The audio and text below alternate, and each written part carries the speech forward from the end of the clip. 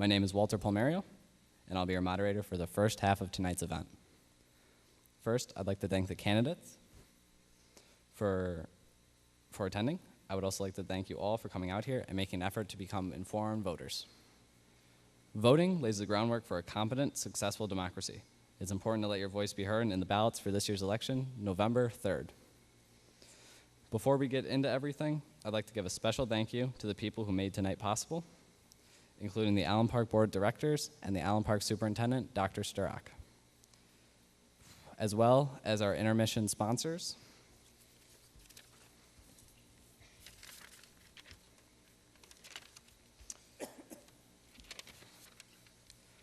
Adjemi & Sons, Liberati's Italian Deli and Bakery, Allen Park PTSA, Panera, Interact Club, and Trentwood Farms. Tonight's event will be split into two parts. The first half will include the candidates running for City Council, followed by a 15-minute intermission. The second half will feature the candidates running for Clerk, Treasurer, and Mayor.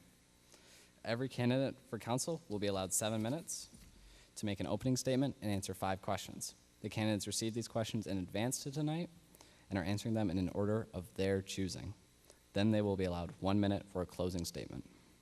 The candidates running for Clerk and Treasurer are doing so unopposed this year, so they will be given 4 minutes to speak. The candidates running for Mayor will have 7 minutes for an opening statement and answer the same 5 questions. They'll also be given 1 minute for a closing statement.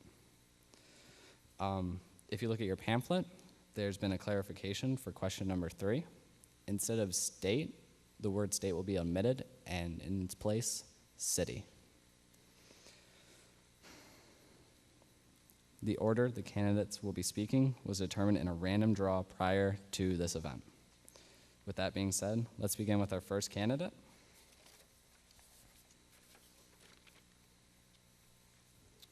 Mr. Robert Turner.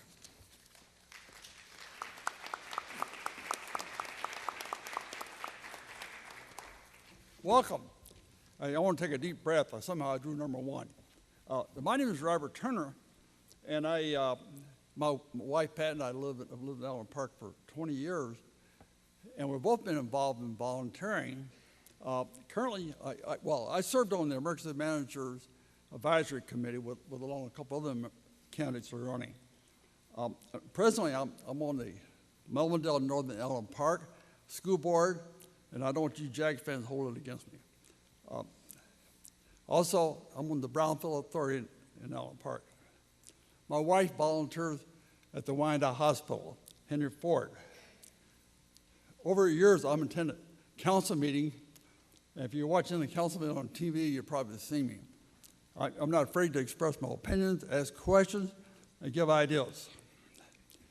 I attended Henry Ford Hospital, I attended Henry Ford College, Wayne State, and I've attended many seminars and management classes. Question. What are your thoughts on the city's infrastructure, and do you believe the city has sufficient manpower and money to adequately address these issues with or without the passage of the street restoration millage? Thank you. Infrastructure is a crucial problem for our nation as well as Allen Park. In Allen Park, the city is proposing a 10-year, $1.9 million increase in taxes to improve streets. And also, there's going to be a 5-year plan for sewerage and water increase in rates. In my opinion, this will cause a burden for many of our residents. The older people like me, many of us can't afford these increases. And also on the street millage, this is not the complete answer. It does very little a long-range plan. We really need to get more funding from the state of Michigan and the federal government. There are grants out there. I want to talk about a personal infrastructure problem my wife and I have. Our basement is backed up with sewage 4 years, 4 times. And I want my wife to stay calm on this thing, because when I get elected, I'm going to fix this problem. Question 2. Do you believe that the city's police and fire staffing, along with related facilities, are adequate for Allen Park's population? Please explain your position. Thank you.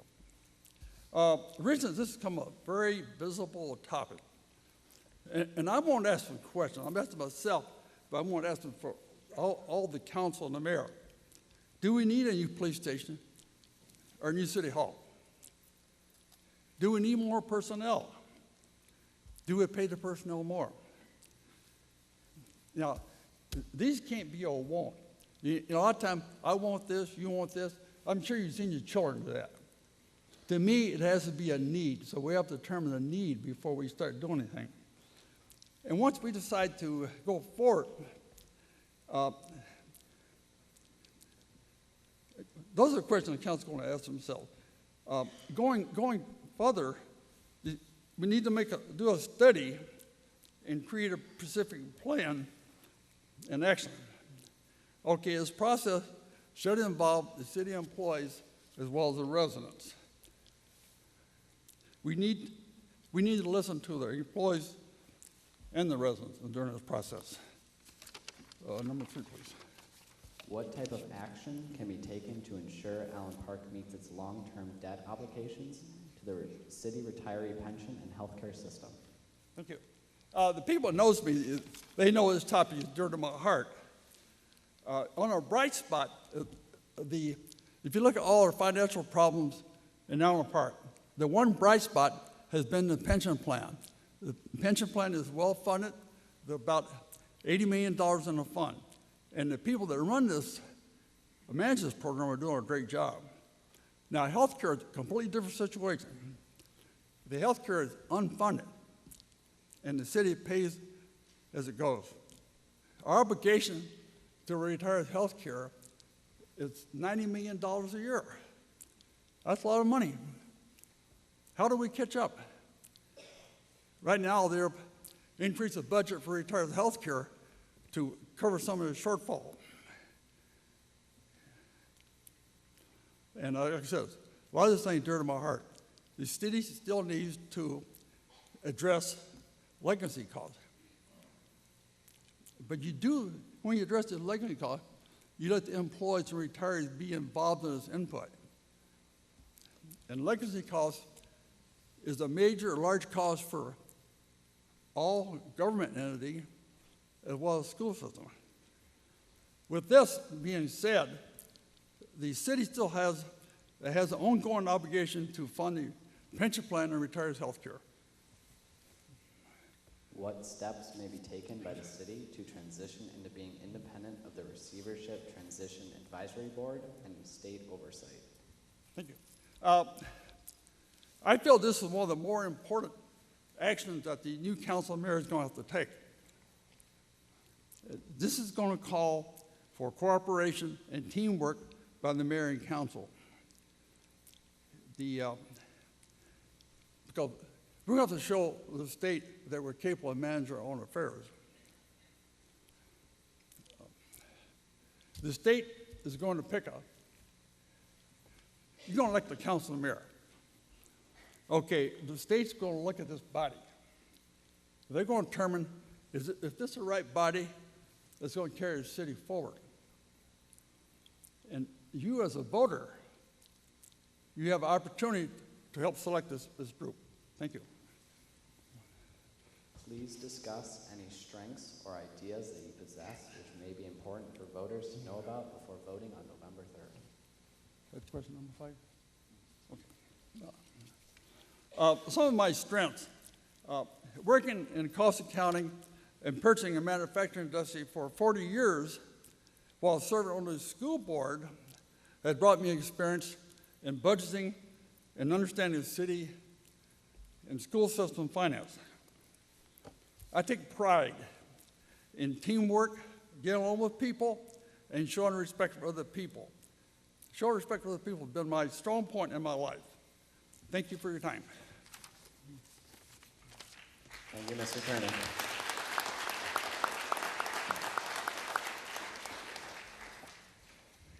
Next up, Angelo DiGiulio.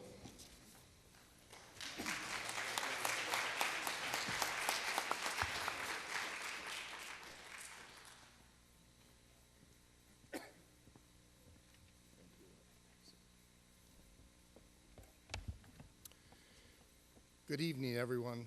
I would like to thank the students and teachers for inviting me to participate in this forum, as well as the citizens who are in attendance tonight. My name is Angelo DiGiulio, and I've lived in Allen Park for over 50 years. My wife and I live in the home I grew up in. I graduated from Allen Park High School in 1961. We have 5 children, 7 grandchildren. 3 of our children are homeowners in Allen Park, and 5 of our grandchildren attend or have attended Allen Park schools. I'm a 32-year retired union member of Great Lakes Steel, and I own and operate Angelo DiGiulio's Nemeth Barbershop on Allen Road in Allen Park. I'm a former member of the Allen Park Downtown Development Authority, and one of only 3 of those members that voted and stood against the unsecured loan to the Lifton Unity Studio project. I have not accepted campaign donations from any individual or organization. I owe no political favors. I will pledge my vote on the Allen Park City Council to do what is right for our entire community. Thank you all. What are your thoughts on the city's infrastructure? And do you believe the city has sufficient manpower and money to adequately address these issues with or without the passage of the street restoration millage? No, we do not have sufficient manpower and money, and the reason for this is that our revenues have been squandered in the past. Our infrastructure must be maintained. This important area has received little attention for too many years. Raising taxes is not the answer or the solution. The state of Michigan gives our city $1.9 million annually to supplement what we should be utilizing from the general fund for maintenance of our infrastructure. We need to again take an accounting of every department and contract to which we have pledged a full faith and credit of the city, meaning the citizens, you and I, are on the hook for this. By assessing the citizens of Allen Park with another millage, it allows our city government to use the money in the general fund that is designated for infrastructure for other purposes. We must start using the general fund for the purpose that it is intended, not continue a shell game where we tax the citizens in order to allow the government to reallocate the obligations of the general fund. Citizens of Allen Park must live within their budgets, so must our city government. Thank you, Walt. Do you believe that the city's police and fire staffing, along with related facilities, are adequate for Allen Park's population? Please explain your position. No, we need more boots on the ground, and we require a centralized police department that will house our own prisoners rather than leasing jail space from Dearborn. Am I at the right question? Okay. We have approximately 37 police officers, but we should have 42 to 44 officers, according to the recommendation of the FBI. We need to utilize the funding provided by the most recently passed public safety millage to increase the staffing of our police and fire departments. We also need to continue applying for all government grants and benefits available to our community. In addition, I continue to be a supporter of auxiliary police. This unit is being used effectively in our neighboring city of Taylor. We also have the support of the Downriver Mutual Aid Group, serving 19 communities in the Downriver area by providing police and fire assistance to the city and surrounding communities. Thank you all. What type of action can be taken to ensure Allen Park meets its long-term debt obligations to the retiree pension and healthcare system? We need to stop giving pensions to employees in their 40s. Retired employees who have approximately 10 years of service with our city are receiving pensions. We have stopped the $1 copays for prescriptions and instituted a program requiring that employees contribute 20% towards their health care costs. Unfortunately, these changes in part have resulted in a lawsuit against the city by the retirees. If we are successful in making changes, we will eventually be able to meet our debt obligations to our retirees going forward. I personally am a senior citizen whose own benefits were eliminated when Great Lakes Steel went bankrupt. I relate to other citizens, including seniors, who must use their incomes as frugally as possible. To paraphrase President Franklin Roosevelt, who was a strong proponent of unions, he felt that unions should not be in government because this is a situation where the union member and the management both sit on the same side of the negotiating table, and the citizens and the common goodwill suffer. Thank you, Walt. What type of steps may be taken by the city to transition into being independent of the Receivership Transition Advisory Board and state oversight? In order to move our city out of receivership, we must start operating our city as we would a profitable business. We must make expenditures within the limits of our budget and ensure cash reserves for a rainy day. If we follow the governor's best practice policy, we will continue to receive state revenue sharing funds. In addition, we need to continue to apply for government grants and benefits that we qualify for. Recently, a majority of members on the current council voted to fund a new police contract that the state RTAB representative was concerned might not be sustainable. He recommended further review before the RTAB vote. The participating members chose to proceed instead and pass the contract. If we continue to make decisions that are not in the best interest of our citizens, we will not be released from state oversight. We simply must move forward by doing the right thing. I cannot in good conscience support any resolution, millage, or contract that will put us, our children, and our children's children further in debt. Thank you all. Please discuss any strengths or ideas that you possess which may be important for voters to know about before voting on November 3rd. Since public safety is a primary issue, I want to see an auxiliary police force created to supplement our police department. I think that an auxiliary police force is important for our city, especially with the number of neighborhood crimes increasing throughout the downriver area. I do not want to see this resolution die in committee again, as has been the case during my current term as councilman.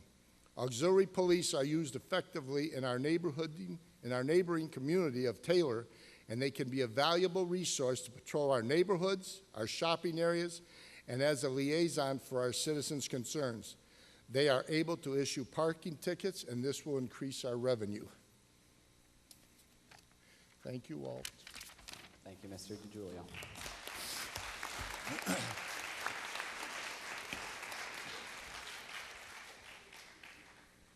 Your next speaker for City Council will be Anthony Cools.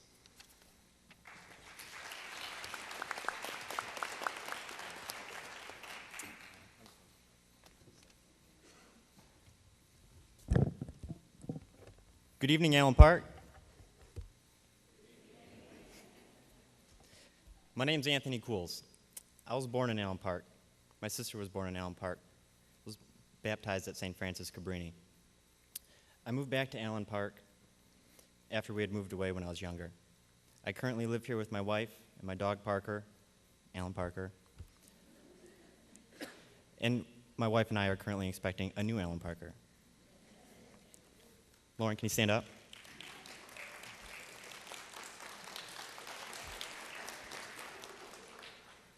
I'd also like to thank the Allen Park Senior Government class for putting on this event tonight. I also had the pleasure of being the guest speaker at the 2014 community rally here in Allen Park. But a little background on me is my education. I have a bachelor's degree from Wayne State University, a master's degree from the University of Michigan in public administration, and my work history includes the United States Air Force, working in the Student Temporary Employment Program, 2 public service terms with the AmeriCorps, which is like a domestic version of the Peace Corps, working with the Guidance Center in Southgate and United Way for Southeastern Michigan, as well as the state of Michigan, my current employer, working in Health and Human Services. My objective running for council is to develop a long-term financial plan and to achieve a structurally balanced budget and not just satisfy the definition of balance at whatever cost. Thank you. What are your thoughts on the city's infrastructure, and do you believe the city has sufficient manpower and money to adequately address these issues with or without the passage of the street restoration millage? First, our infrastructure needs improvement. The evidence is there. The city's presented it. We've had studies done by experts in engineering.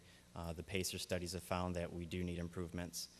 You can debate of whether or not your roads are bad, but there are roads that do need improvement, as well as our sewers and our water system. Improvements are necessary. Whether or not we have sufficient or adequate manpower or finances, I think that we do if we want to maintain our current level of service. And if we want to slowly improve our infrastructure I think we can make it happen through successful planning. Can Allen Park manage without a road millage? Yes. I think that the taxable values on our properties will increase. I think our operating budget will increase, and I think that available funds will eventually increase. But we have to plan for the worst-case scenario. If we're not going to have these excess funds, what can we do? We need to be proactive and identify our needs. We need to work with department heads, analyze how we can prioritize our needs within our budget with variables such as timing, rating, and scale of capital improvement projects. Best case scenario, we write grants and we win. There is funding available or coming available, at least in the fiscal year 2016, from the federal government and the Grow America Act. You can research it if you like. Thank you. Do you believe that the city's police and fire staffing, along with related facilities, are adequate for Allen Park's population? Please explain your position. I want to start off by stating that I support separate, specialized police and fire departments. In regards to our current staffing, I think that we have very high-quality staff, and I think that that's how we get by. But I think that we need to improve that. I think we need to hire more police officers. We're having an issue with that right now because of several different things. We're having a hard time attracting talent, and that's mainly because of our starting level wages. And I think that that's something that a new council needs to address.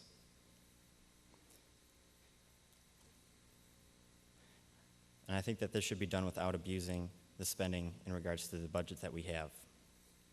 In regards to the staffing levels, the International City County Manager Association and the International Association of Chiefs of Police state that staffing police officers per 1,000 population is a myth. Recommendations by the FBI or the Bureau of Justice Statistics state that staffing per 1,000 population is merely a recommendation. Staffing decisions, in particular in patrol, are supposed to be made based upon workload. The problem with staffing based on workload is that agencies do not typically have the capability of conducting such an analysis because it's very complex. You need to determine the amount of service calls and the amount of discretionary time that your employees have.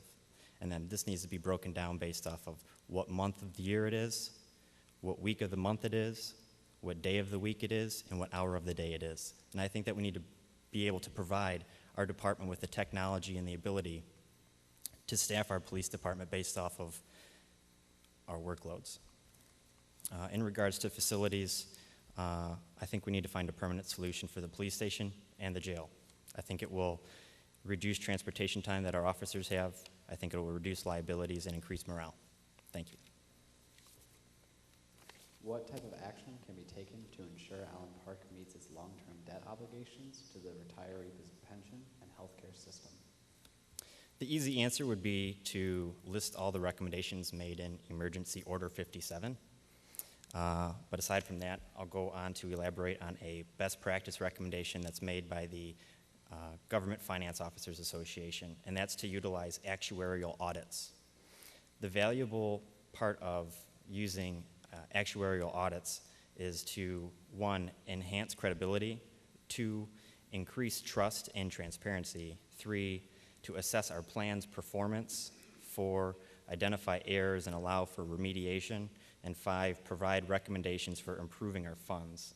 The next most important thing is that we continue to make yearly contributions to these funds so that we don't fall backwards. Thank you. Please discuss any strengths or ideas that you possess which may be important for voters to know about before voting on November 3rd. I'm sorry, was that question 5 or 4? Question 5. Strengths that I have, I can highlight back on my education, my master's degree in public administration, my work experience working with both nonprofits and with federal and state government, as well as my age. I'm 29 years old, and I'm not going anywhere anytime soon. Ideas that I have for Allen Park specifically are to implement performance-based management practices, as well as priority-based budgeting practices, and to explore more alternative revenue sources. One of which is Patronosity. It's a program a lot like a crowdfunding, and it's run through the Michigan Economic Development Corporation, where they match your raised funds. That's something that we could start now. We could possibly redo an entire park or have a new splash pad. These are projects that other communities are doing across the state.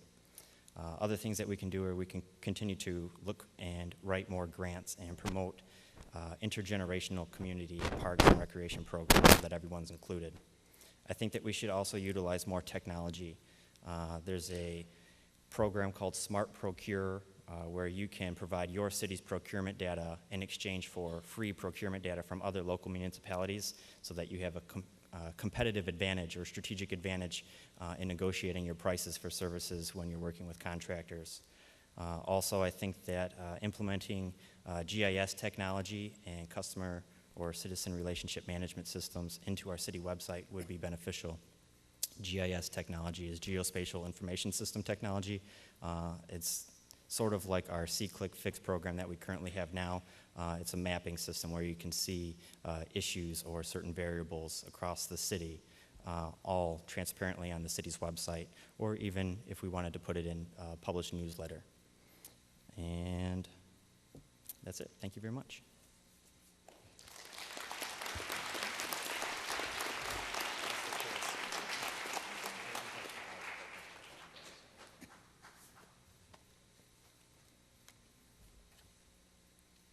Next, candidate Mrs. Tina Gavarecki.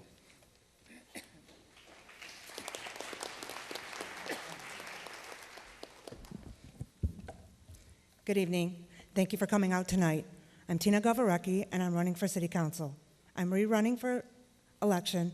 I previously served on council from 2003 to 2007 under Mayor Richard Hubler. I was not elected in 2007. However, I did finish out a vacated council position for a short time from June through November of 2011. I was elected back onto council in November of 2011. I'm a 24-year resident of the city. I have an undergrad's degree in business administration from Northwood University and a master's in public administration from Central Michigan University. I'm employed with Blue Cross and Blue Shield, and I have been for 36 years. I'm running again because I want to continue to move the city forward and work hard at getting the city out of receivership. What are your thoughts on the city's infrastructure, and do you believe the city has sufficient manpower and money to adequately address these issues with or without the passage of the street restoration millage? The infrastructure in our city is horrible. We have more than half of our roads in need of repair. And if you think what you can see is bad, the repairs about what we can't see, such as the sewer and water lines. I'm sure they're in need of repair as well. In a well-thought-out plan, you maintain sections at a time. Unfortunately, we have not done that over the years. We need a starting point, and the millage could help towards that starting point. We should also consider putting a 5-year infrastructure plan into place. Either way, with the millage or without, the next administration will have to figure out where to start and how to move forward with or without the additional funds. Either way, we need a road repair project to put in place. The city is short on manpower as well as cash to be able to adequately address our infrastructure issues. Next question.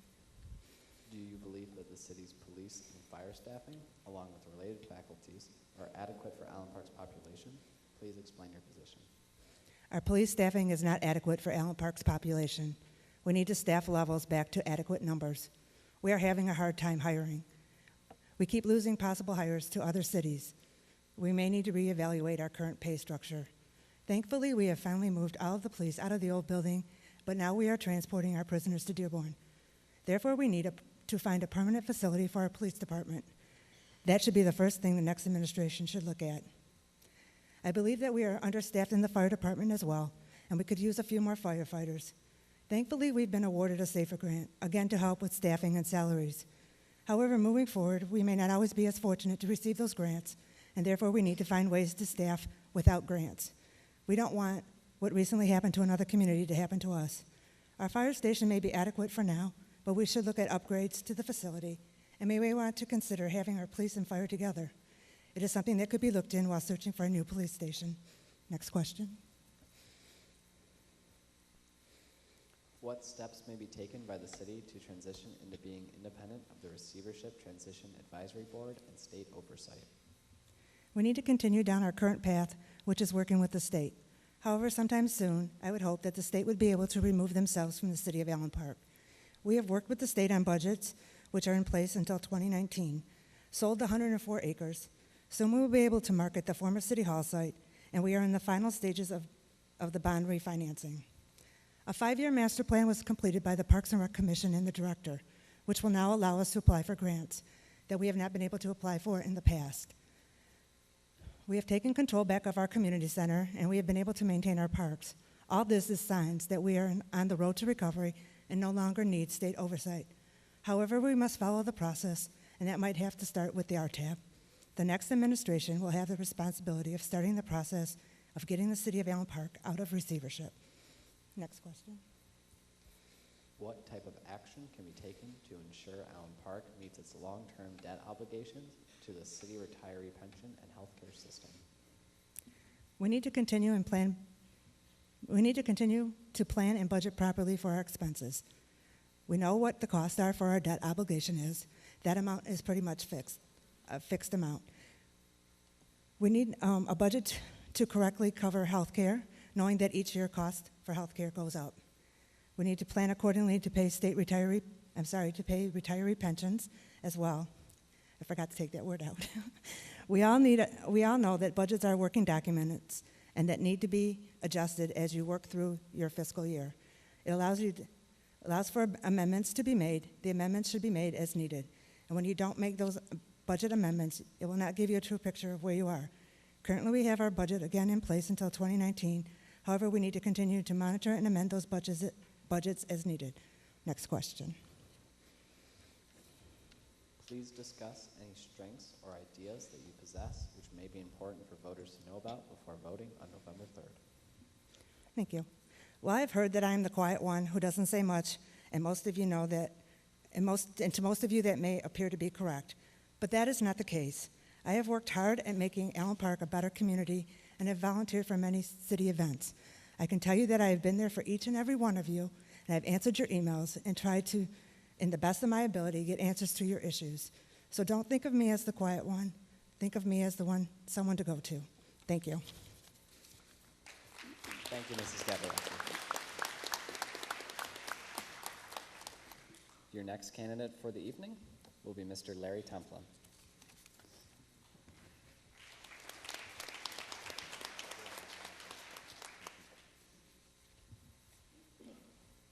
Good evening. I'd like to thank the government class, the high school, and the audience for being here tonight.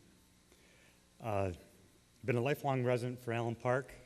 I graduated here from Allen Park High. I've raised 3 children, and they've all graduated from Allen Park High, as well as my wife.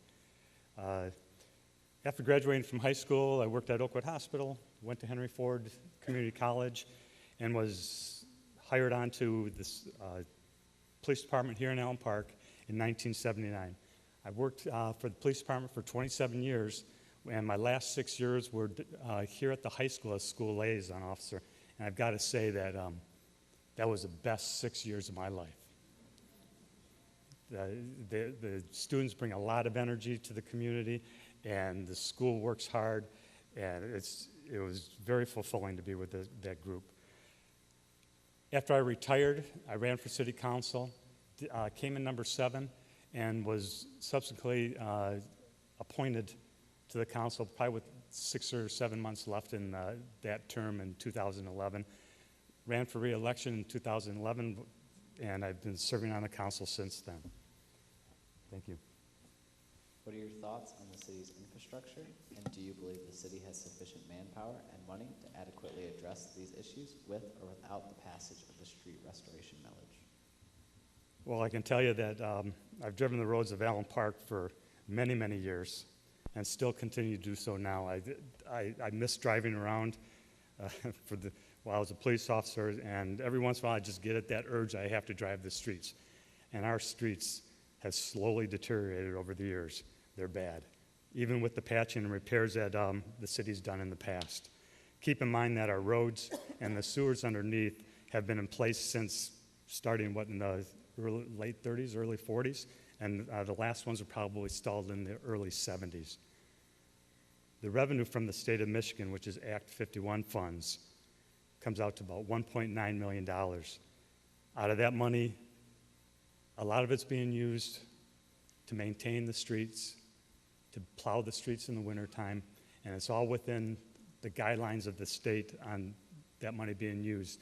The rest of it, which has been $800,000 currently, is used for road repair and to replace the damage to the streets. And if you've seen the study that was done, and the condition of the roads right now, $800,000 a year is just not enough to maintain our streets. I mean, it's just the little patching and repair work that they're doing is just not going to keep up with the damage. And our staffing level is so low that we don't have the workers to adequately keep up with the patching and even with the coal patch. And city right now is by far in the downriver area using more blacktop than 2 or 3 cities combined, just trying to patch up the holes. And what I would like to do is encourage the residents to come to the city, come to the town hall meeting on October 22nd at 7 p.m. That's our second one that we've had. It's at City Hall. There's going to be a presentation, and your questions that you have about the millage could be answered there. And if you can't make the meeting, or if you didn't receive the flyer that went out to everybody, please reach out to City Hall or myself to get some questions answered. And I personally would be happy to deliver a flyer to your home if you want the information. And then on November 3rd, it's going to be up to the voters on how quickly our roads are going to be taken care of for the future. Thank you. Do you believe that the city's police and fire staffing, along with related faculties, are adequate for Allen Park's population? Please explain your position. Well, when I started working for the police department in 1979, we had 57 sworn officers, and that was including the chief of police.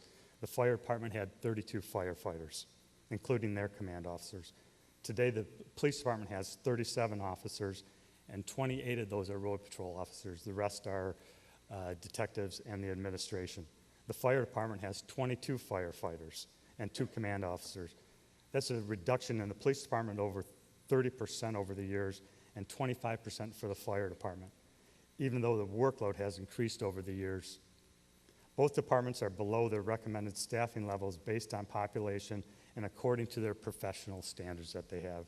One's the FBI and then the Association of Fire Chiefs. As far as the buildings are concerned, the fire station has been adequate for their needs as far as I know, but is in need of some major repairs.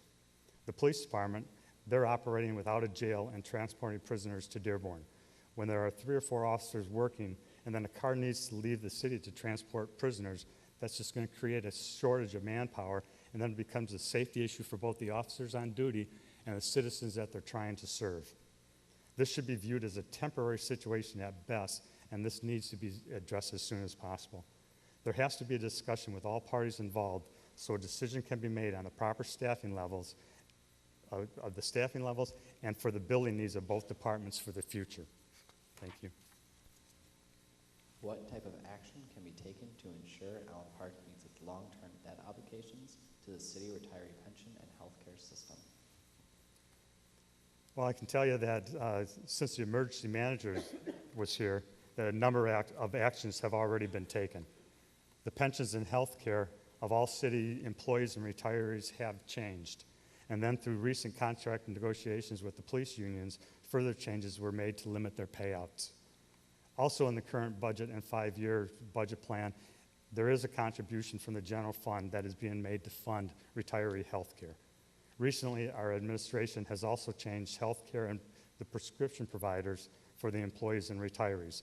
All of these changes should have a savings for the city in the future. What steps may be taken by the city to transition into being independent of the Receivership Transition Advisory Board and state oversight? Well, to be sure, I'm not sure. I haven't been able to talk to the state, or we haven't talked to the state to tell us exactly what we have to do, but it's obvious we have a 2-year budget that was set in place. We also have a 5-year plan that was approved by the state treasury and RTAB, and that was developed by the city, for the city, by the current staff that we have in place. If we stay within that budget and follow the advice of our professional staff, we should be independent of RTAB and state oversight soon, I hope. please discuss any strengths or ideas that you possess which may be important for voters to know about before voting on November 3rd? Well, I've been on council for the last 4 years, and I've worked with the city I've worked for the city for over 27 years. I'm very familiar with the operations of the city and with the current professional staff and have no problem working with them. I will also seek out professional advice and input from the residents to make informed decisions. Thank you. Thank you, Mr. Pension.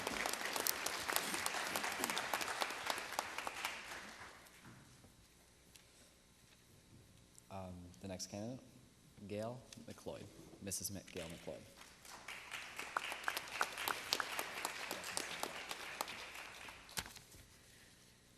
Good evening. I'm Gail McLeod, and I have been a resident of Allen Park for over 40 years.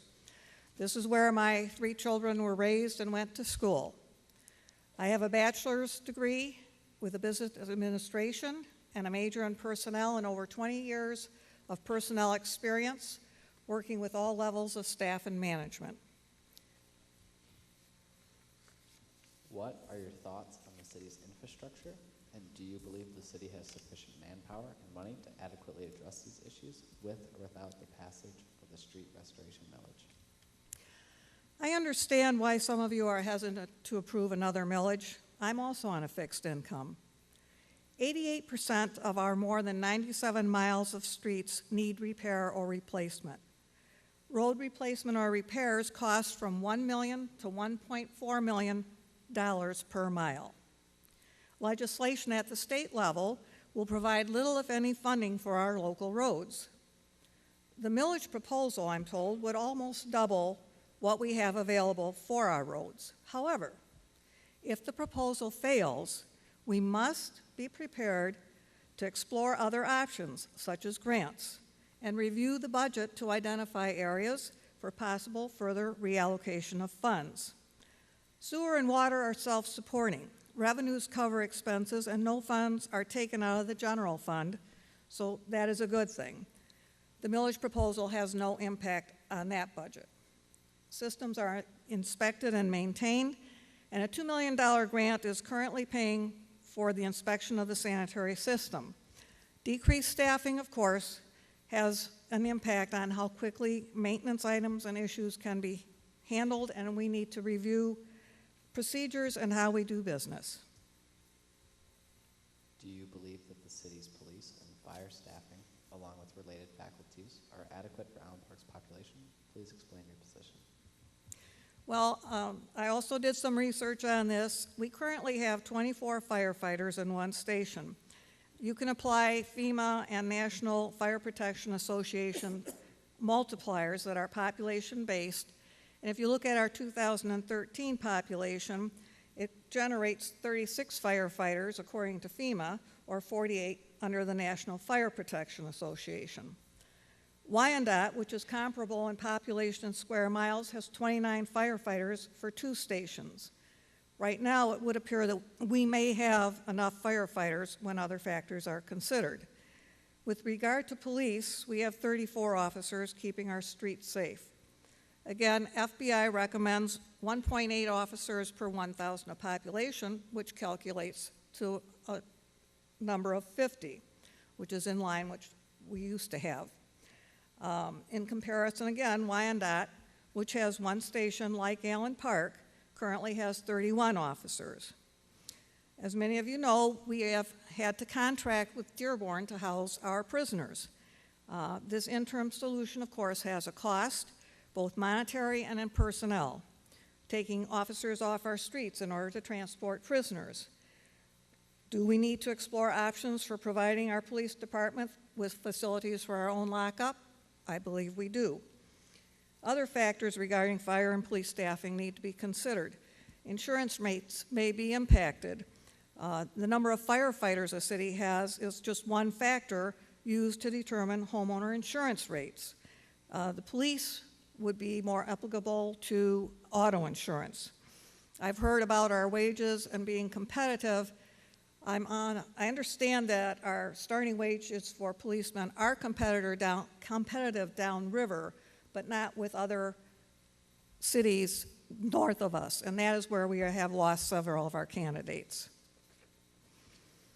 While increasing staff would increase city expenses, it could result in additional income from increased police staffing and activity.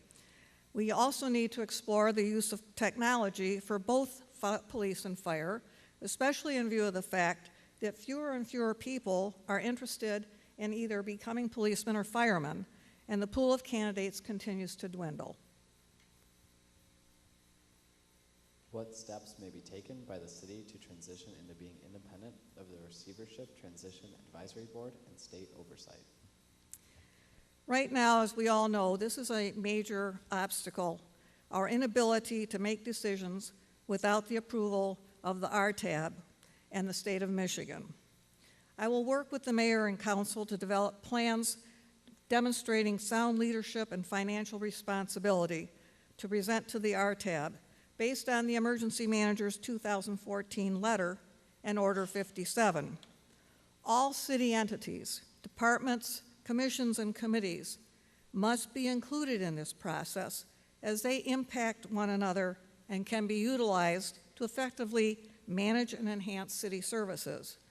Plans must focus on reducing and ultimately eliminating the oversight approvals process and reinstating charter provisions, thus reestablishing self-governance. What type of action can be taken to ensure Allen Park meets its long-term debt obligations to the city retiree pension and healthcare system? Well, I started to answer this when it was state, and I had referred to legal requirements. However, we do know that Allen Park is self-funded. We have our own program, and we fund up to the amount required by actuaries.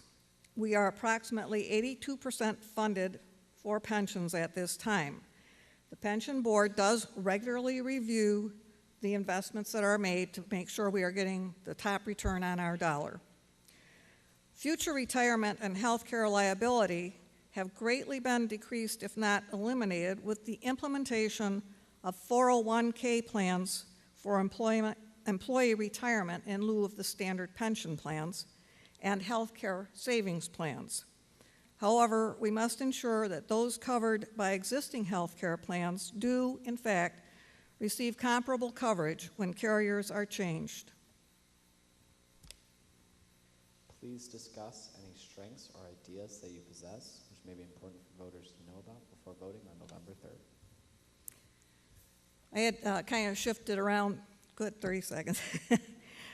I had mentioned my professional background. I was also co-chair of the Emergency Managers Advisory Committee, where I was instrumental in developing the vision plan, which is based on input from citizens like you regarding your vision and hopes for the future of Allen Park.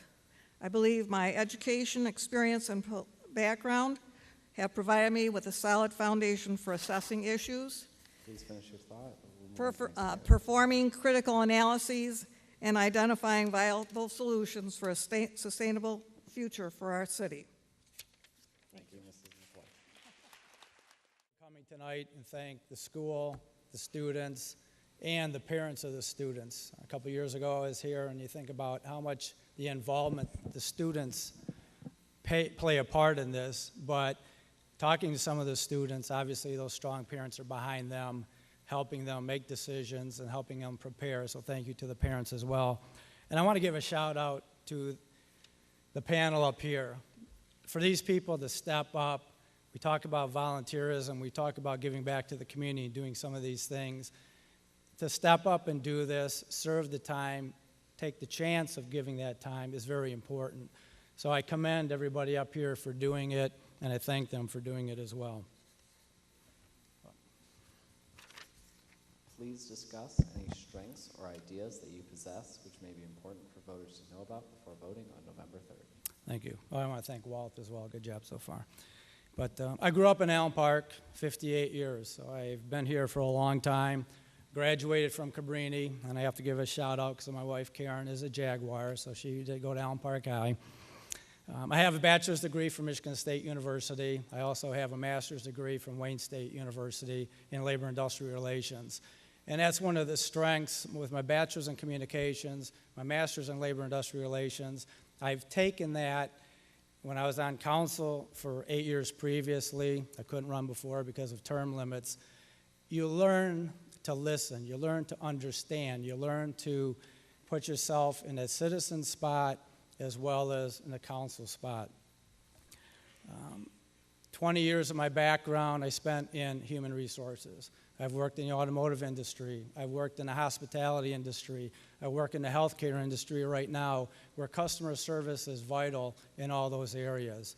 And one of the key areas, going back to my time on council, the 8 years I spent, you got to spend time in people's homes talking to those individuals, listening to what their concerns were. And a lot of them, they don't want to come up to the podium and talk, which is fantastic. It's great. You understand that. But they ask you to bring those questions to the council, to represent them to the city, and try to find out what answers they want. That's all citizens are asking for, is getting a voice at the table. And I love doing that, and I want to go back to doing that. We raised our 3 children here. We have 2 Spartans, so go green, and 1 from Grand Valley, and my Megan is the athletic trainer here at Allen Park, so you probably see me around the football field taking pictures and staying involved in the community. As I mentioned, I spent 8 years on city council. I also spent 8 years before that on the Parks and Recreation Commission, and before that I was a hockey coach, a baseball coach, a soccer coach. So I didn't just step up to the table now. I've been involved with this community all my life. But part of that was it's kind of in my DNA. I was very fortunate with my dad, beautiful Jack, who was on the council. He was on the Recreation Commission. He was also on the school board, started beautification. And my mom, who was always involved supporting him and other avenues in the community as well. I'm also involved with the DDA. Not being able to be on council the last 4 years, I wanted to learn another avenue of what city government and other ways to give. And the DDA has been very helpful teaching me about some of the things that businesses get involved in, the TIFs, and other ways of getting funds for the city to use and utilizing the money from the DDA to help the city progress. People have asked me to run again. Others think I'm crazy, but I care. I grew up in this community, as I said. I've been involved in this community, and serving this community is what I want to do. Do you believe that the city's police and fire staffing, along with related faculties, are adequate for Allen Park's population? Please explain your position. Okay.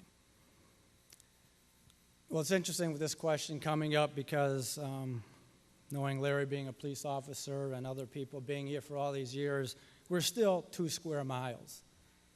I mean, we've lost population in a sense, but police and fire still have to cover 2.5 square miles. We've added the hill, so we've added things they've had to do. Talking with Chief LaFawn, talking to him, we have an aging population. And as I've been walking, meeting a lot of people, handing out my flyer for running for council, talking to them, they have those concerns of being, if I need somebody, who do I call? And establishing, we're talking about the firefighters, 22 firefighters. My biggest concern with that is looking at what happened to Waterford. They had a grant, that grant ran out, and they're laying off firemen. We have 22, as it has been said, but we need to plan now, so when that grant ends, those 6 firefighters aren't gone. Do we talk to the state? Do we work to the state? Do we put that into the budget and ask them over the next 3 years, we try to add 2, so those 6 can stay. We know we've been shorthanded, it's been said, but they do the best they can. I know when I was on council before, yes, we butt heads sometimes with that, but it was out of respect. But when my dad needed that ambulance to be there to take him to the hospital, they were there. We're staffed with 35 police officers, but we need to be creative. We're short 2 right now, from what I understand, and trying to find them. We also need to take a look at, we talked about the cost and the hiring and the wages, of adding some type of incentive in there that's not going to burden our legacy costs in the future. We need to be creative with what we're doing with our police and fire, from staffing needs and things like that. From a facilities standpoint, We've already talked about City Hall. Many of you have seen it. The police have moved out, but it's still inadequate. I take a look at the DPS building where the fire are right now. That is a building. It's a cinder block building. We're putting a new roof on it right now, so we're revitalizing it a bit. But you can move the police department in with the fire department. There's large rooms there that could be retrofitted for cells. There's cinder blocks. That's one way of keeping it together. We've talked about central dispatch being a concern. Maybe you bring that back to dispatch where you have police and fire under that one roof. And we would look at DPS. There is out on 94 in Pelham, the old MDOT yard that's there. That's a possibility of asking them, can we use that yard for our DPS? Or, as I've heard, if we sell part of the city land, we still have land in the back to set up a DPS system back there as well. So there's ways of looking at our infrastructure and being creative as well. And then based on that, too, I'd like to sit down with the administrator. We have a strong administrator now, a finance director, sit down with the state, the RTAP, some of those people, and find out what we can or cannot do. What are your thoughts on the city's infrastructure, and do you believe the city has sufficient manpower and money to adequately address these issues with or without the street? Okay, talking about the roads, and I got 10 seconds. 10 seconds, we have to be creative with the roads. We have to get a plan to seal those roads, maintain those roads, and my time's up. But I do have my brochure outside, and I'll answer that question for any of you when we're done. Thank you very so much, thank you very Mr. much.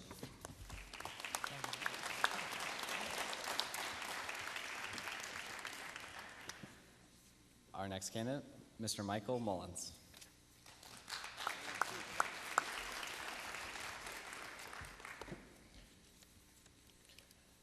Good evening.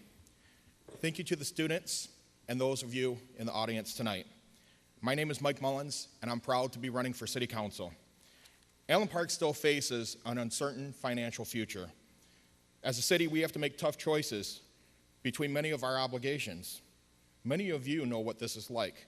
I'm sure many of you sit down at the kitchen table and think about your own obligations, your mortgage, health insurance premiums, car insurance, property taxes, utilities, student loan debt, etc. Some of you people think forward about the new roof that you might need or that bathroom that you need to be remodeled. As a city councilman, I'll think about your city's current and future obligations, just as you would your own, so that we will never need the state to come back in and dictate how we spend our money. It's our city, and we should be controlling our future. Thank you. Please discuss any strengths or ideas that you possess which may be important for voters to know about before voting on November 3rd. I have served the city for the last 9 years in many volunteer capacities. I served on the Public Safety Commission, the Housing Commission, and Festivities Commission. I proudly served as a board member of the Allen Park Athletic Club and as a baseball coach. I have a bachelor's degree in management from Michigan State University and a master's degree in business administration from Eastern Michigan University. I have worked the last 13 years plus successfully managing multi-million-dollar budgets in some of our toughest economic times since the Great Depression. And I have done that without laying off one of my employees. I believe my personal, educational, and professional experience makes me an excellent candidate for Allen Park. Do you believe that the city's police and fire staffing, along with related faculties, are adequate for Allen Park's population? Please explain. I have talked to the police chief and many of our police officers, as well as I met with the fire chief and the deputy fire chief and some of the firefighters. The answer to that is no. One thing I do believe is that we need a larger police presence. We need to fill the Drano officer position, which is the Downriver Area Narcotics Organization position. We also need a weighmaster and a traffic bureau. The weighmaster will not only keep our major roads safe from unsafe trucks that are overweight or do not have the proper safety equipment, but it will also allow us to collect revenue from these companies that will help us fix the roads in which they destroy. Our neighboring city of Taylor have brought in nearly $900,000 with the weighmaster alone. The Traffic Bureau will be a separate entity within the department, just as it is in the neighboring city. Over 80% of all crimes happen using a motor vehicle. Utilizing a Department of Justice best practice of DDA-CTS, which is data-driven approaches for crime and traffic safety, we can keep our neighborhoods safe from unsafe drivers, we can prevent crimes from happening, and catch criminals that are committing these crimes because we are using data-driven statistics that will better utilize our very limited police resources. Thank you.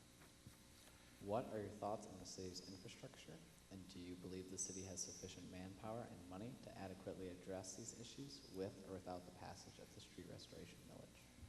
There is no doubt that we need to address our infrastructure. However, I think we need to exhaust all other possible sources of revenues before asking the taxpayers for yet another millage. We need to seek out grants. There's many grants out there, and we need to seek those grants out. I do not think that we have done that yet.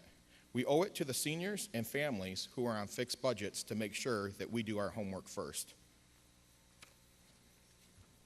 What steps may be taken by the city to transition into becoming independent of the Receivership Transition Advisory Board and state oversight? I believe we are headed in the right direction. Our economy is getting better. Home values are on the rise, and the city should be starting to receive these revenues shortly. The city has filed balanced budgets within the state. Following our budgets and being fiscally responsible will prove to the state that we do not need their oversight any longer. What type of action can be taken to ensure Allen Park meets its long-term debt obligations to the city retiree pension and healthcare system?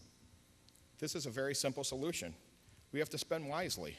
We can look at what of the some of the successful cities around us have done with their budgets to address the same budget concerns that we have.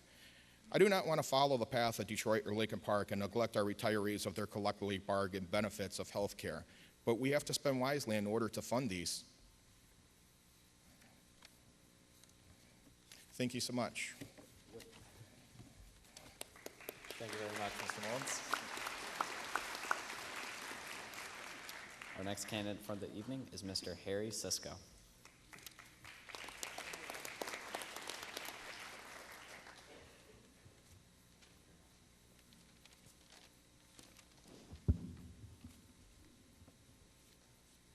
Good evening. I don't really need this microphone, but I'll use it. First of all, I'd like everybody to give themselves a big round of applause for being here tonight and taking time out of your busy schedules to be here to listen to us. And I'm a lifelong resident. I grew up on Jonas Street, 15036. Been married for 35 years now to my wife, Roberta. Married one time, one wife. Have one daughter who graduated from this high school in 2014, and because of the terrific education she got here, she was able to get a lot of scholarship money, and she is now attending Aquinas College in Grand Rapids. My wife is also a graduate of Allen Park High School, as I am. I attended Englewood Elementary, Arno Elementary, South Junior High, which is now called the middle school, and Allen Park High School. Majored in speech at Eastern Michigan University. What steps may be taken by the city to transition into being independent of the Receivership Transition Advisory Board and state oversight? Well, I thought this was, we're all asking questions in the order that we are one of them asked, and I thought the RTAB was an important question to answer first. We do have a 2-year budget that Ms. Parker left us with that's balanced. We have a 5-year budget and a 6-year capital plan that's all been approved by the state of Michigan. We have a fund balance of over $6 million, of which most of it we can't get to because of restrictions by the state. So I would say that we've done everything that we had to do. We have strong management in place. We have Bob Cady, who was our recent city administrator, who has now gone back to the chief financial officer, and we now have Mark Kibbe as our city administrator. Those are probably two of the finest people I've met. Allen Park is in great hands with these people, and we need great leadership, not just from our mayor and council, but we need great leadership from within our department heads, and we have that now. And I believe, and I'll make a little prediction here, that after this election, I believe that sometime after the first of the year, the state will let go of us and we'll be on our own, as we should.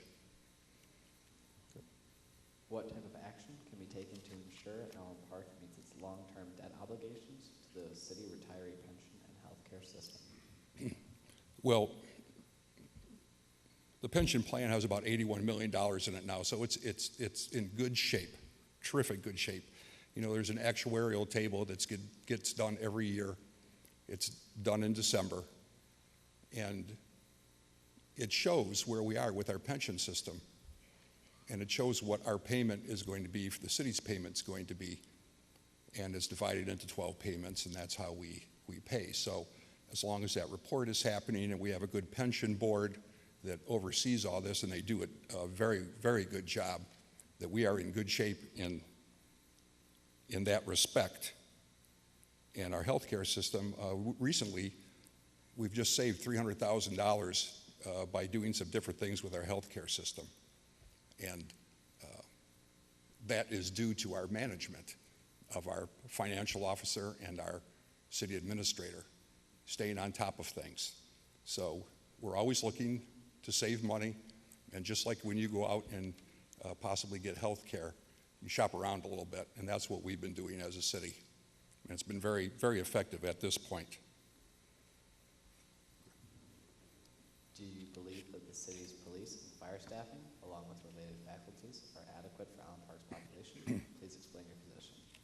No, and as you've heard everybody come up here and say, our police department is understaffed. And we do have a problem in that it's not just a downriver problem. Police officers are at a premium now. And as you've seen the local news, who wants to be a police officer? Tough job. They go out in the street, they have a chance to get harmed or killed or thrown in jail, depending on what their actions are. So you want to be a police officer? At the same time, our police officers are starting salaries at about $38,000. We just had 2 police officers that were going to start for us. One was going to come in, decided to leave, and went to Sterling Heights instead. Starting pay over $50,000. Just this last week, another officer that we had told to come in to hire, another person, wasn't an officer yet, decided to go work for Royal Oak. So this is not just a downriver problem, this is a state problem. We are now competing for officers throughout the counties, Wayne County, all the cities in Wayne County, Oakland County, Macomb County, Washtenaw County.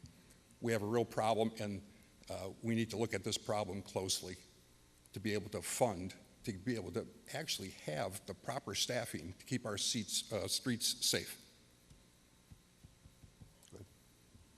What are your thoughts on the city's infrastructure, and do you believe the city has sufficient manpower and money to adequately address these issues with or without the passage of the street restoration millage? Well, you know, obviously we don't have enough manpower. Obviously we don't have enough money to fix everything we need to fix. The road millage that will be on the ballot in November will help try to fix some of this problem. It's a 10-year millage. It doubles our money that we can use. And what is the alternative for not doing that? Well, then you'll see little sectioning parts in the city like you're seeing now, and that is really not adequate, as, you know, close to 80% of our roads are rated poor. Poor. You've all driven them. You've all seen them. They're poor. So we as a community have to step up and address this problem. Please discuss any strengths or ideas that you possess which may be important for voters to know about before voting on November 3rd. Yeah, and this is as far as the police problem goes of getting officers, which is really a problem that everybody's having. We need to look at incentives as we hire people. This is no different than hiring top-notch talent in any company. Wherever you go, incentives are offered. And that's how you have people come in, to put their lives on the line for all of us. So I think we need to look at that as a group, as a city, to see what we're willing to do to staff our police department properly and to get really good applicants. Thank you.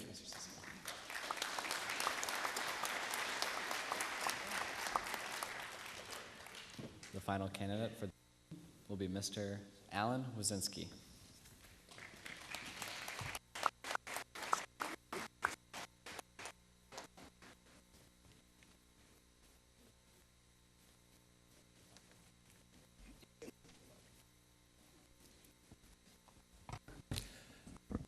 Good evening, everybody. I'm a 40-year resident of Allen Park. As I see a lot of seniors out here, you've been in Allen Park the same amount of years I have.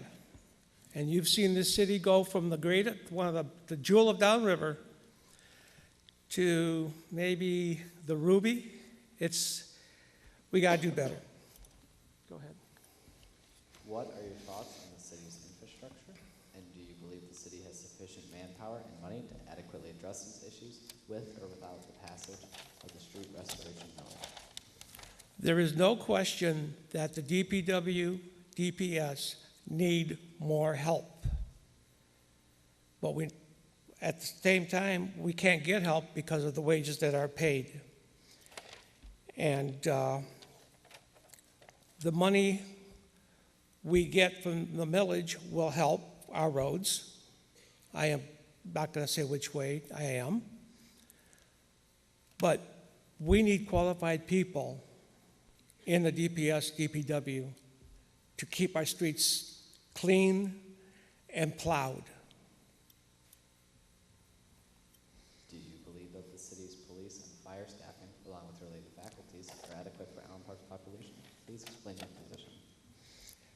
Police staffing in Allen Park is inadequate.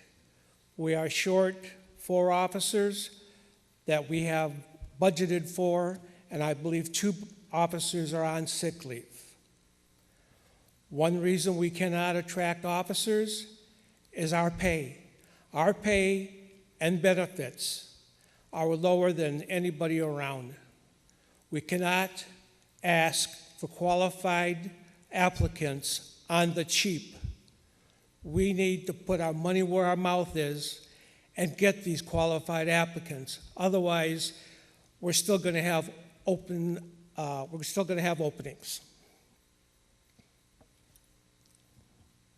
What type of action can be taken to ensure Allen Park meets its long-term debt obligations to the city retiree pension and healthcare system? Okay, the retiree benefits and the healthcare part of it do look adequate as of now, but they should and could be funded better.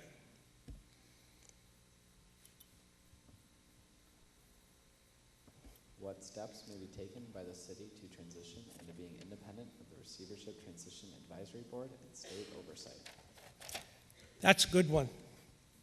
We need to have an adequate rainy day fund, demonstrate that we have a budget that is viable, not built on hopes and dreams. And it will take time. We cannot jump from under their control in a matter of months. Possibly they may give us back our city next year, but I'm hoping maybe 6 months, because Allen Park needs to be run by Allen Parkers. Please discuss any strengths or ideas that you possess, which may be important for voters to know about before voting on November 3rd. Good one. I ask questions, and I seek out answers.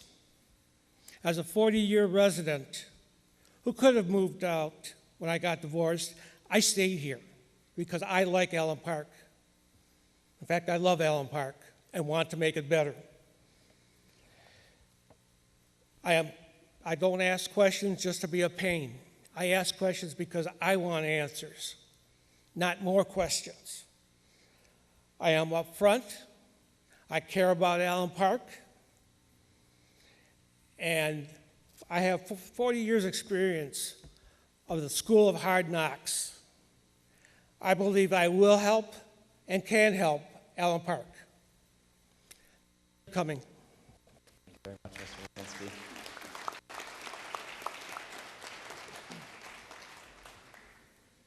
Now all the candidates will be giving their 1-minute closing remarks in the same order they answered the questions in. Mr. Robert Turner will go first.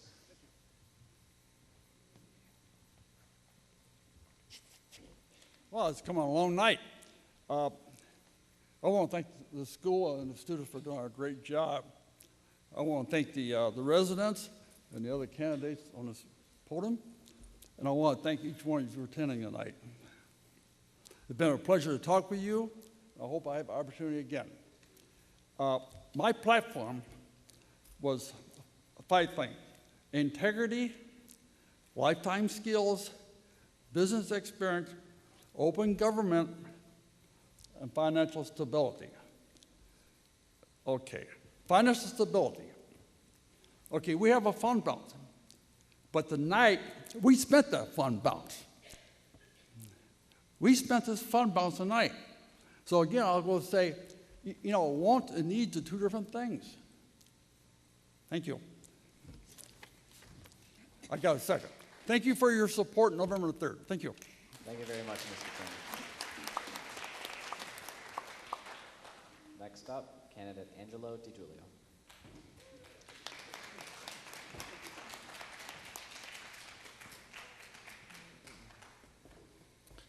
I want to say I'm a candidate who will fight for the concerns of our citizens. I'm not shy, has been proven over the years. I have no difficulty speaking my mind after reviewing the facts, especially when I believe we are heading in the wrong direction. I pledge my vote for our community, and I owe no political favors. I will continue to keep my hands in my own pockets, not put them in yours.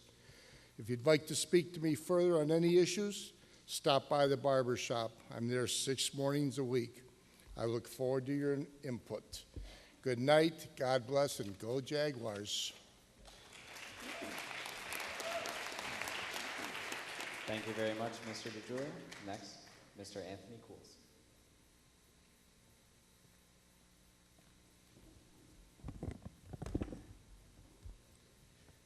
Come November 3rd, we have the opportunity to vote, the opportunity to create the Allen Park we want. And if we don't get what we want, it's our civic duty to make this a better community. Volunteer, pick up trash, maintain our homes. But most importantly, we need to elect a council that plans to get things done for Allen Park. In November, I ask that you vote Cools. Thank you. Thank you very much, Mr. Anthony Cools. Next candidate, Mrs. Tina Gavarecki.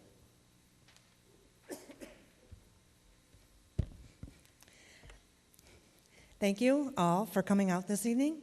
It shows that you care by being here, and those who watch on TV, thank you as well. Thank you to the government class for hosting this event, and I want to give a big shout out to my parents who are here tonight for my support, and just remember, get out and vote November 3rd. Your vote does matter, and it counts. Thank you very much. Thank you very much, Mrs. Gavarecki. Next, Mr. Larry Templin.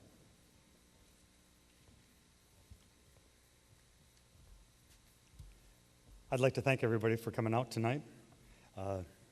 One thing that wasn't touched on that I meant to talk about was the advisory committee that was put in place. They came up with a lot of good recommendations. Some of the recommendations have already been put in place. But the one thing that I would like to see, if elected, is that we get a volunteer program going. Wyandotte has a program where you volunteer and you adopt a flower bed, or just to make our city look nice. And it's something that I think that Allen Park could do, something that we need to do. Also, if elected, I'm going to live within the guidelines of our budget and keep the vision and focus on how to improve city services. It's important that we listen to the residents and also the experts that provide us advice to the council. Thank you so much. Thank you, Mr. Temple. Next, Mrs. McLeod.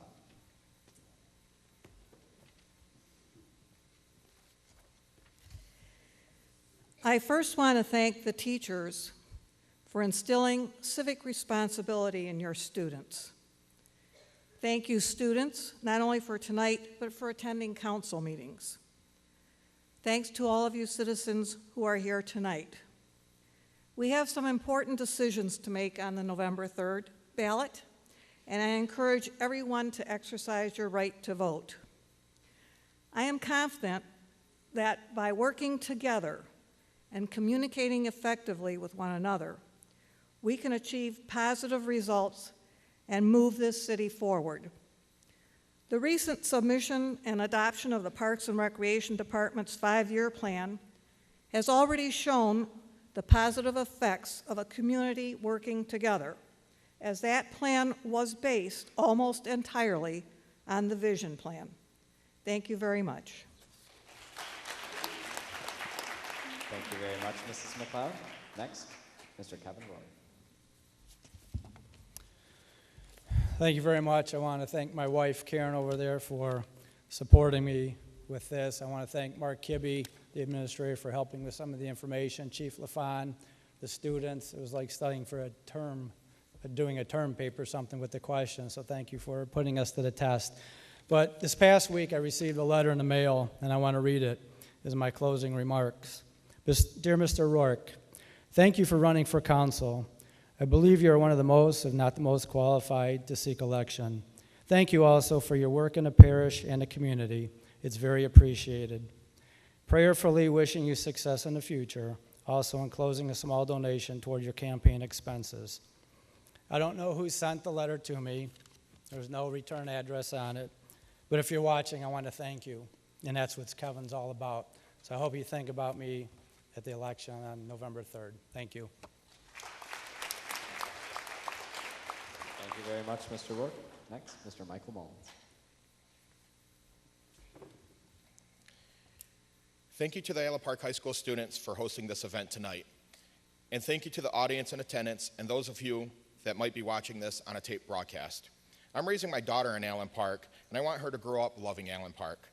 I moved to Allen Park right out of college because this is a place where I wanted to start my family. Allen Park has long had a reputation of having great schools, immaculate neighborhoods, and impeccable public service departments. We have to work together as a council and as a city to spend our tax dollars wisely in order to maintain and improve on these things in order to be a destination city once again. I believe that I have the personal, educational, and professional experience to help make this happen. I hope that you share my vision for a better Allen Park, and I ask for your vote on November 3rd. Thank you. Thank you, Mr. Michael Mullins. Next, Mr. Harry Sisko.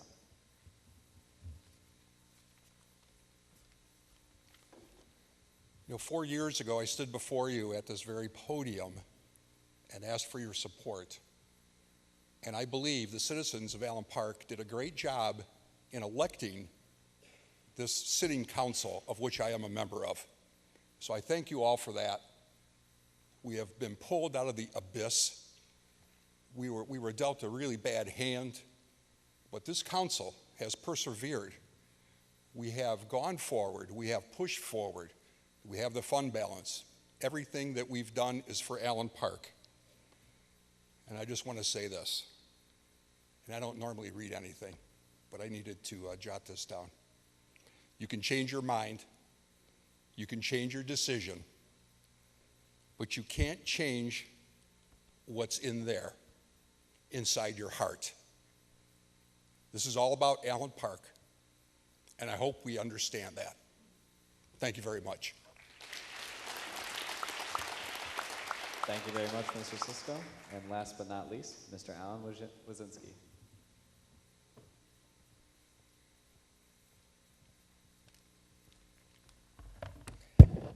Good evening again. And I want to thank everybody again for being here. And I hope you support me on November 3rd. I care about Allen Park. I could have moved 15, 16 years ago, but I stayed at Allen Park because I like Allen Park. Let's move Allen Park forward, not backwards, together. Thank you.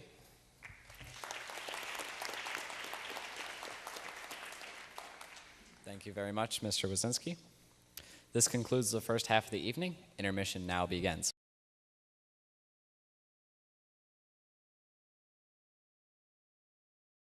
Next segment gives the residents of Allen Park an opportunity to familiarize themselves with the candidates running for the offices of treasurer, clerk, and mayor.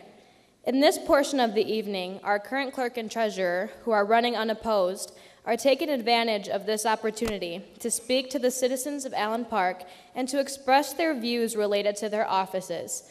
They will have an allotted time of 4 minutes to do so. The candidates running for mayor will follow the same format. However, they will be given a total of 7 minutes for an opening statement and to answer 5 questions created by high school students as well. Mr. Michael Mizzi, our city clerk, you may proceed with your comments.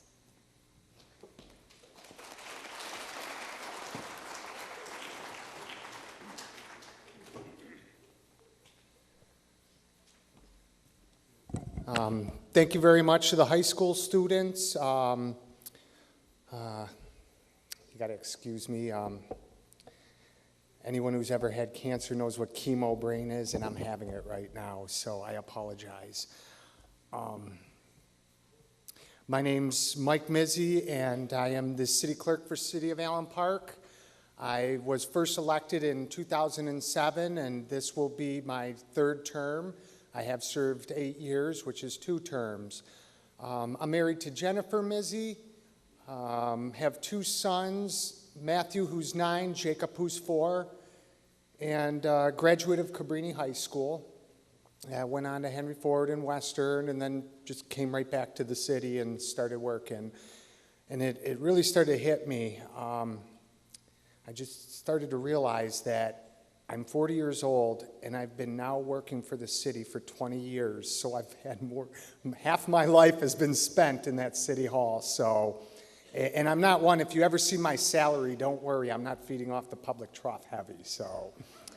I'm going to go into some things about the election, but first of all, I want to thank all of the citizens and my family and friends who have sent me cards during my cancer treatment. I am finished up with most of my treatment. I have just waiting on some scans to be able to say I am cancer-free, so I'm looking forward to that. Thank you. Thank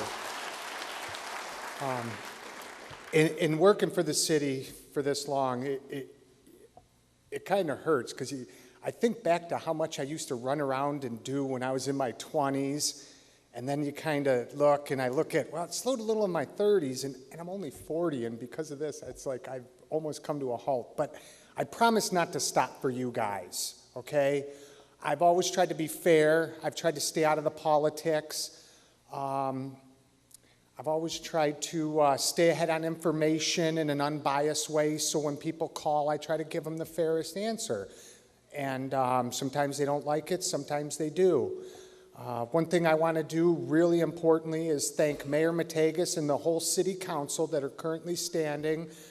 Out of my 20 years, I've never seen what I've seen in the last 5 years. It was a bad move. I'm not dwelling on the past. If anyone knows, remember I was one of the ones who was opposed to it, but I'm not regretful. I'm not hateful. I put it behind me, but today, I have to say with the help of the state, whether we wanted it or not, Allen Park is in good shape. Not as great as we used to be. When I first started here, we had 52 police officers, 31 firefighters. So I was here when it was good. In fact, part of it for me now is an embarrassment because I see the level of services you guys have received over the last 5, 6, 7 years, and it embarrasses me. We used to do so much. Our DPS had so many guys. We were bursting, and everything got done. We tarred roads. I don't remember it, but my dad brings it up, how they used to clean the sidewalks off of snow. Now, unfortunately, no communities around here do. So we're not unique. Thank you. We did take our knocks, but while I have 30 seconds, I'm sorry, my brain rambled on, but for this election, we will be combining all the precincts over at the community center with the exception of 16 in the Southgate schools. Because as you heard, there's mayor council running. Also, there's a millage proposal on the ballot. And there's also a Southgate Schools millage proposal. So in that precinct 16, you are going to have an extra millage on your ballot. I thought it would be fair to leave you where you usually vote. But other than that, thank you all for coming out tonight. God bless you and good night. Thank you, Mr. Mizzi. And now for our treasurer, Miss Maureen Armstrong.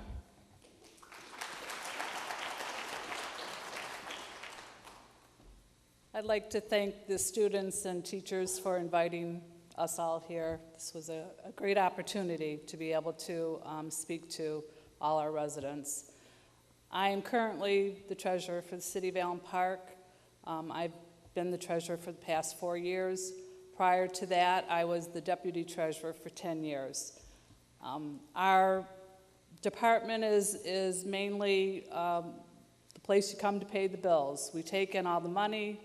We prepare the deposits. Taxes are a large portion of what we do in the treasurer's office. We prepare the tax rolls. We print all the tax bills in-house. And that is the majority of our duties. 4 years ago, when I was running for treasurer, one of my goals was to try to expand the credit card options to our customers and residents. And in talking with other cities, we were able to come up with a company, G2G Cloud Solution, which expanded so many of the options for the credit card payments. We are able to now accept credit card payments online through our website for taxes and utility billing. We also utilize it in mostly all of our departments, the clerk's office, the police department, Parks and Rec. You're able to come into the city and make your payments with a credit card if you choose. The downside is there is a small convenience fee that is charged to the customers, but the city also gets back a small portion of that fee quarterly from the company that we are dealing with. We are always open to your suggestions for making things better. Sometimes it's good to get some outside ideas. We're there every single day doing the same thing, and we welcome any suggestions you might have. And I just want to tell you how much I appreciate your support, and make sure you get out and vote on November 3rd. And thank you for coming this evening.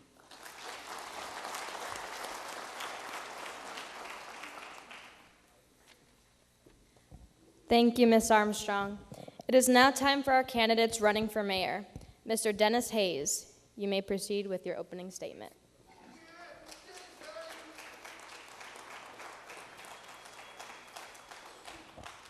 Thank you, Tiara. Elected officials, friends and neighbors, students, and particularly the government students. I had the recent opportunity to share about 4 hours with our government students here at the Allen Park High School, as did the mayor the following day, and I had a delightful time. And what I learned was that they know more about our city government than we do. And I give credit to the two government instructors, Mr. Berkey and Mr. Lloyd. They've taught them well. They understand the charter. They understand, first and foremost, that our system of government here in Allen Park is a weak mayor system. I know a lot of you don't understand what that means. I've been trying to communicate that over the last several months through Facebook and through other means. But we are a weak mayor system, which means the mayor has a co-equal role with the rest of the elected council members. He gets one vote, the others get one vote. If he can assemble 4, then he maybe gets his way. But I think in the past, I see Mayor Richards is here, Your Honor. Nice to see you. We have others who have probably felt their role was stronger than it really was. And if it was allowed to be, so be it. That's what happened. We had a circumstance a few years ago where maybe the mayor had let too much strength, too much power, got away, and things happened that we're not all happy with. So I want to thank the students here again, particularly because I enjoyed every minute of the 4 hours I spent here. So thank you, and give yourselves a round of applause. Now let me say just a word about myself. I like the mayor, I'm a lawyer. I have a law degree from the University of Detroit. I also have a master's degree from the University of Minnesota. And I have a bachelor's degree from the Brigham Young University in Provo, Utah. So I have an education, and that's great. My parents believed in education. All my brothers and I enjoyed postgraduate educations, and that's been a blessing for me and my family. I've lived here not by accident of birth, but rather by choice. I came to Allen Park by choice. Some of you were born here, raised here, stayed here, never left here, and that's great. God bless you, and good for you.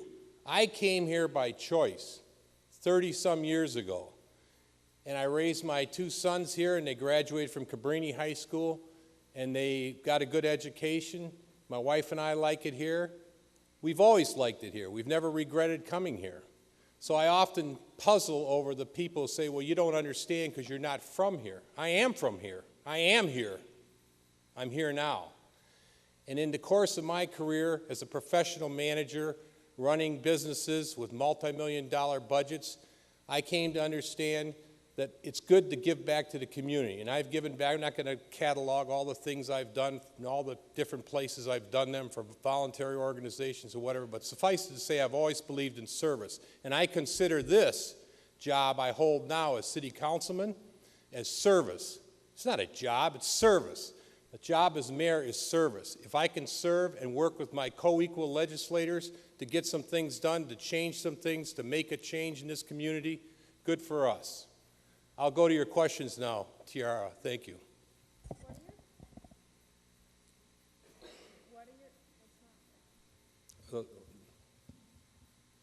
What is my thoughts on the infrastructure? Oh, okay, I think I know that one.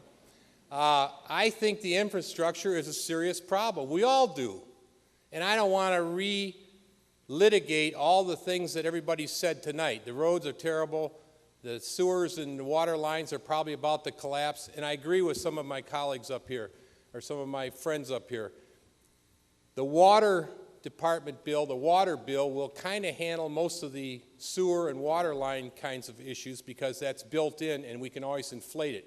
As for the road millage, I can't say that I favor that at this juncture because I think it was put together at the 11th hour, 11th and a half hour, thrown on the ballot. It's not well defined to me, and you'll have the decision ultimately, so it's really unimportant what I think. Next question, please. Do you believe that the city's police and fire staffing, along with related facilities, are adequate for Allen Park's population? Please explain your position. I believe, and I've on record of saying that we need a dedicated police department, jail facility.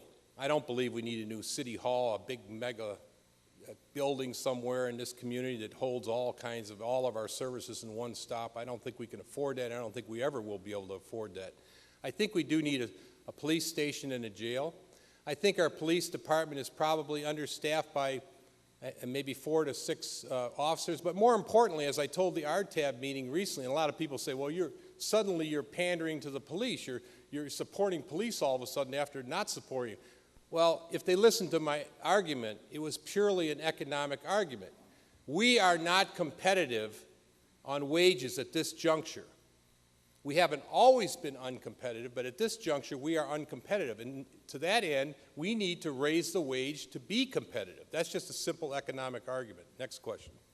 What type of action can be taken to ensure Allen Park meets its long-term debt obligations to the city retiree pension and health care system? The pension, as you heard, somebody said 82% funded. I heard today 78% funded, but let's say it's 80% funded. That's not too bad as pension funding goes.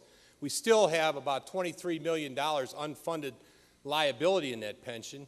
But more of concern to me is the post-retirement health care. We have about $93 million worth of unfunded liability. Now, what does that mean? I'm not sure I'm the right person to answer that question. I think we need a CPA, but I think more importantly, we need a meeting, a town hall meeting, so you all understand what it means. I may find out what it means eventually, but $93 million sounds like a lot of money to me. And we are paying now, starting this year, mind you, for the first time in many years, we are paying as we go, which means this year we have to spend $3.5 million to fund post-retirement health care. So if we're paying $3.5 million in this year alone, and we owe $93 million from past liabilities, that sounds like a problem to me. Next question. What steps may be taken by the city to transition into being independent of the Receivership Transition Advisory Board and state oversight? Well, I think most importantly, we need to stand up and be counted and let them know that we are ready. We can't kowtow to the RTAB. We can't genuflect to them and ask them permission for things that we have no need to ask them permission for. We need to be strong and let them know that we're prepared to move forward. And if we're going to be timid about it, we're not going to go forward. Thank you so much.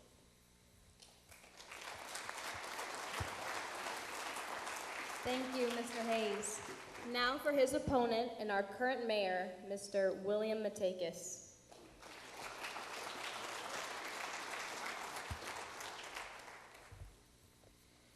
Thank you, ladies and gentlemen, for coming out tonight. Also, I want to thank the Allen Park Board of Education, the government teachers, Mr. Lloyd and Mr. Berkey, as well as their students for providing this forum for the candidates. I am a lifelong resident of Allen Park, graduating from Allen Park High and have undergraduate and law degrees from the University of Michigan. I practiced law in this city since 1977 with a specialization in estate planning, principally advising seniors. I've served on the Allen Park School Board, the City Planning and Zoning Commission, the Downtown Development Authority, and our Building Authority. On the Building Authority, I got the commission and city to refinance the courthouse bonds, saving the city about $500,000. I believe these prior experiences have made me particularly suited to be mayor of our city. I've always acted with integrity, avoiding even the appearance of conflict of interest in all my work for the city. I believe I am the best candidate to continue to lead the city forward to bring about a better and brighter future for all our citizens and businesses. Thank you, Tiara. Please discuss any strengths or ideas that you possess which may be important for voters to know about before voting on November 3rd. I've worked for 4 years to reestablish the trust between the citizens and their municipal government. Although not in favor of an emergency manager, I have worked respectfully and attempted to cooperate whenever possible to work with the Treasury Department of the state. I've used the utmost honesty, integrity, and avoided all conflicts of interest in conducting myself as mayor to accomplish these goals. In doing this, I've been available to all at the mayor's office by telephone, email, and to discuss city business and respond to citizen concerns. My background as an attorney in this city for almost 50 years and experiences with a large Detroit bank, now Comerica, and my work in the legal department of Blue Cross Blue Shield have given me a unique background to contribute to the solution of problems arising in the city. I have worked on brownfield, employment, real estate, bonds, sewer issues with the county, and a myriad of other matters that confront employees and citizens in this city every day. I believe that the voter has to value a candidate's experience and his character. The mayor is the face of the city, and he has the responsibility to work with the city administrator, the chief financial officer, legal counsel, and the other elected officials, and be available to listen to all city employees and citizens. I am the best candidate to continue this work. Next question. What steps may be taken by the city to transition into being independent of the Receivership Transition Advisory Board and state oversight? I believe the state is ready to review our readiness to go on our own. Treasury has indicated that if the mayor and council request RTAB to have a state treasury review, the Treasury would likely do so in December of this year. We have approved by state treasury balanced budgets through 6/30/2019 and capital budgets approved through 6/30/2020. We will have our audit for the 6/30/15 budget complete about December 1st. It appears that the tender of the Southfield lease property bonds will be complete by November 4th and the new bonds to pay them off by December 1st. The reduction in interest rates with this refinancing should save us about 3% a year on $16 million of tendered bonds. That should save us about $400,000 annually through December 1st, 2019. It could be more if the state uses the Time Equities land contract payments now on hand to pay on the tendered bonds. I think we are proven that we have financially done all the things necessary to create a sustainable city.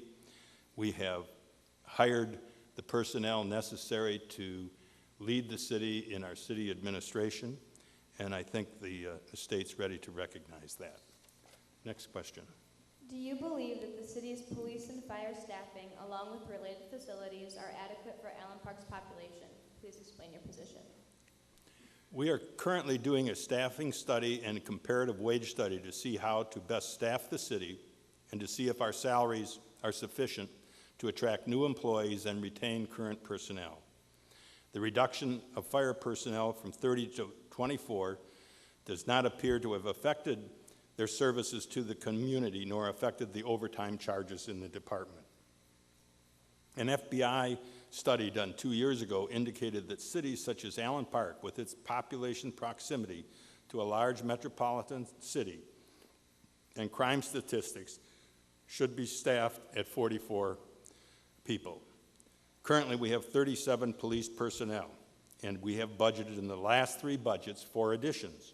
We have been unable to hire these officers for many reasons. This has been a problem for a number of other communities in our area and really statewide. We are trying some new approaches to recruiting that will get us to 41 personnel by March 31st of next year. As to facilities, the fire department needs new heating and air conditioning units costing approximately $90,000. The police department and the city are currently renting space for 2 years from Time Equities at about $30,000 a month. In addition, we house our prisoners at the Dearborn Jail for an estimated annual cost of $30,000 annually. September 7th, excuse me, the state approved selling the old city property site. The proceeds of that sale, plus $2.3 million in a restricted capital account for new facilities, may be enough to build the new facility we need for police and jail. A study has to go forward as soon as possible to see more precisely what can be done when these funds become available. Next question, please. What type of action can be taken to ensure Allen Park meets its long-term debt obligations to the city retiree pension and healthcare system? Retiree pensions and health care are obligations created through contracts between the city and its employees. Currently, the city has taken several steps through new contracts and its right as an employer to make changes in these 2 areas. These amount to significant savings over the future and significant savings in the short term. The city, since July 1st of 2013, has changed health care and retirement benefits, so at retirement, the city will have no future obligations to fund these new employees' benefits in these areas. For most existing employees, we will have these obligations continue, but at a lessening cost to the city over time. These savings appear to save us tens of millions of dollars over the long term. We've made health care changes that have regretfully resulted in litigation with our retirees.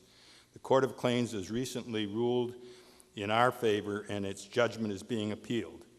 The Wayne County Circuit Court suit is pending, but recent state courts have appealed decision of another city with similar issues lead us to believe we will prevail there. If our changes prevail, it should save us about $300,000 annually. Remember, the city has always met its obligations to its retirees and budgeted for these obligations. That's 7? Not 9. Not 9, as we gave the council.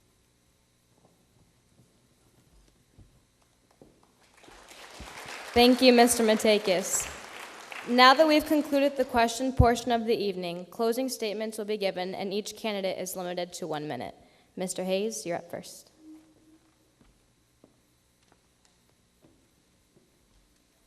Thank you, TR, and thank you, Walt, who did the earlier MC work. Let me just invite you, ladies and gentlemen.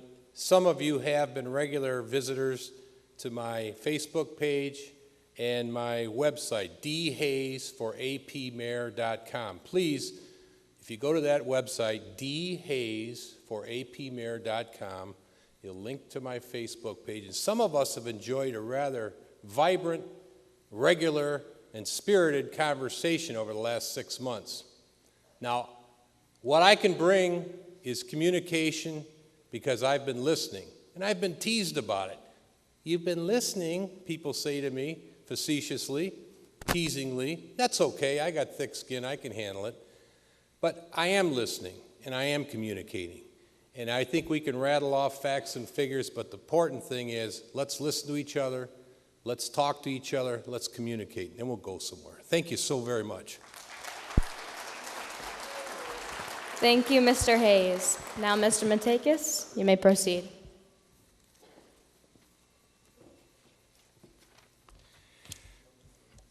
If you want a mayor who conducts the city business according to the charter at open meetings duly called and chairs them, respectful to all who speak at them, and keeps order when needed, I believe I do this. If you want a mayor who is available to hear your concerns and give them real action when possible, I am such a person.